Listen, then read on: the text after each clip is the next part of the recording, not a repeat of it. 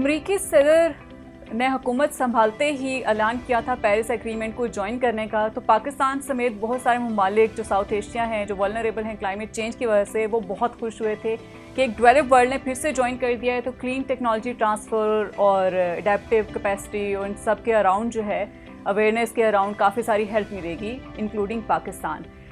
Joe Biden کی حکومت کے آتے ہی انہوں نے اب اعلان کیا ہے کہ وہ کلائمیٹ چینج سمٹ کرنے جا رہے ہیں، جو کہ آن لائن ہوگا اپریل میں 2 دن کے لیے، جس میں 40 سے زیادہ سربراہان مختلف ممالک کے انوائٹ کیے گئے ہیں، جن میں ساؤتھ ایشیا ریجن کی پرٹیکولرلی میں بات کروں تو ان میں بھوٹان، بنگلہ دیش اور انڈیا کو بلایا گیا ہے۔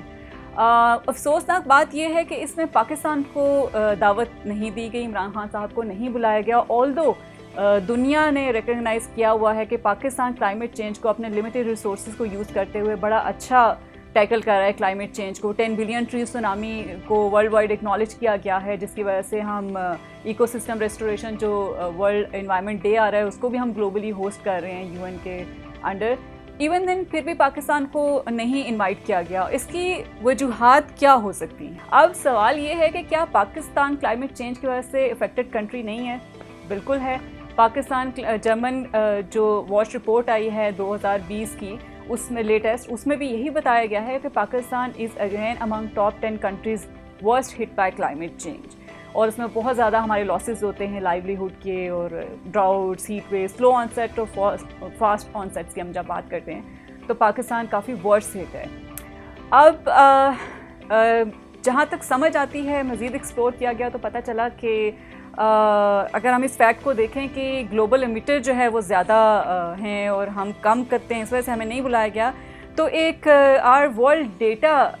اور ورلڈ ان ڈیٹا ایک ریسورس ہے آن لائن جو کہ گلوبل ایمیشنز ساری ممالک کی اینول بیسس پہ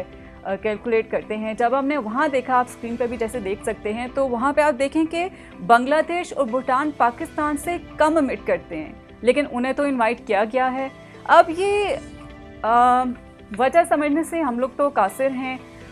شاید فورن آفس کو اس میں انٹروین کرنے کی ضرورت ہے کہ وہ ان کے ساتھ بات چیت کریں، ڈپلومیٹک ٹائز ہمیں بہتر بنانے کی ضرورت ہے